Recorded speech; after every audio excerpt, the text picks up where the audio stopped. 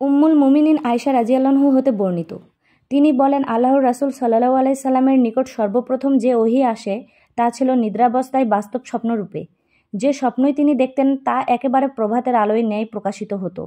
অতঃপর তার নিকট নির্জনতা পছন্দনীয় হয়ে দাঁড়ায় এবং তিনি হেরার গুহায় নির্জনে অবস্থান করতেন।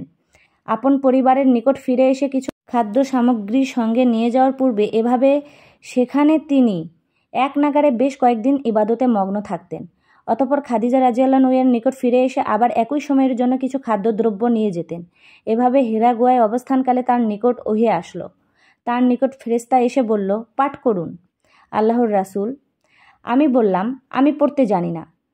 তিনি আবারও বললেন। অতঃপর সে আমাকে জড়িয়ে ধরে এমনভাবে চাপ দিল যে আমার খুব কষ্ট হলো। অতঃপর সে আমাকে ছেড়ে দিয়ে বলল, পাঠ করুন। আমি বললাম, আমি তো পড়তে জানি না। সে দ্বিতীয়বার আমাকে জড়িয়ে ধরে এমনভাবে চাপ দিল যে আমার খুব কষ্ট হলো। অতঃপর সে আমাকে ছেড়ে দিয়ে বলল, পাঠ করুন। আমি উত্তর দিলাম, আমি তো পড়তে জানি না। রাসূল সাল্লাল্লাহু আলাইহি সাল্লাম বলেন, অতঃপর তৃতীয়বারে তিনি আমাকে জড়িয়ে ধরে চাপ দিলেন, তারপরে ছেড়ে দিয়ে বললেন, পাঠ করুন আপনার রবের নামে, যিনি সৃষ্টি করেছেন মানুষকে জমাট রক্তপিণ্ড থেকে। পাঠ করুন, আর আপনার রব অতিশয় দয়ালু। সূরা আলাক আয়াত ৯৬। অতঃপর এ আয়াত নিয়ে আল্লাহর রাসূল সাল্লাল্লাহু আলাইহি সাল্লাম প্রত্যাবর্তন করলেন। তার হৃদয় তখন কাঁপছিল। তিনি খাদিজা বিনতু খুয়াইলিদের নিকট এসে বললেন, আমাকে চাদর দ্বারা আবৃত করো, আমাকে চাদর দ্বারা আবৃত করো। তারা তাকে চাদর দ্বারা আবৃত করলেন, এমনকি তার শঙ্কা দূর হলো। তখন তিনি খাদিজা রাদিয়াল্লাহু এর নিকট ঘটনা বৃত্তান্ত জানিয়ে তাকে বললেন, আমি আমার নিজেকে নিয়ে শঙ্কাবোধ করছি। খাদিজা রাদিয়াল্লাহু বললেন, আল্লাহর কসম, কখনোই নয়। আল্লাহ আপনাকে কখনো লাঞ্ছিত করবেন না। আপনি তো আত্মীয় স্বজনের সঙ্গে সদাচরণ করেন, অসহায় দুস্থদের দায়িত্ব বহন করেন, নিঃস্বকে সহযোগিতা করেন, মেহমানের আপ্যায়ন করেন এবং হক পথের দুর্দশাগ্রস্তকে সাহায্য করেন।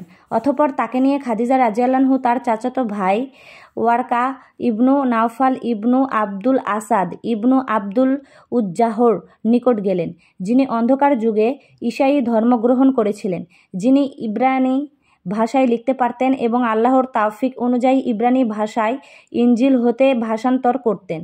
তিনি ছিলেন অতি বৃদ্ধ এবং অন্ধ হয়ে গিয়েছিলেন। খাদিজা রাদিয়াল্লাহু তাকে বললেন, হে চাচাতো ভাই, আপনার ভাতিজার কথা শুনুন।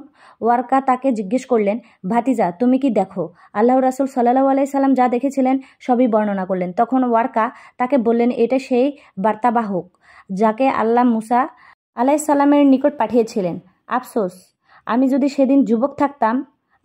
আমি যদি সেদিন জীবিত থাকতাম, যেদিন তোমার কওম তোমাকে বহিষ্কার করবে। আল্লাহর রাসূল সাল্লাল্লাহু আলাইহি সাল্লাম বললেন, তারা কি আমাকে বের করে দেবে? তিনি বললেন, হ্যাঁ, তুমি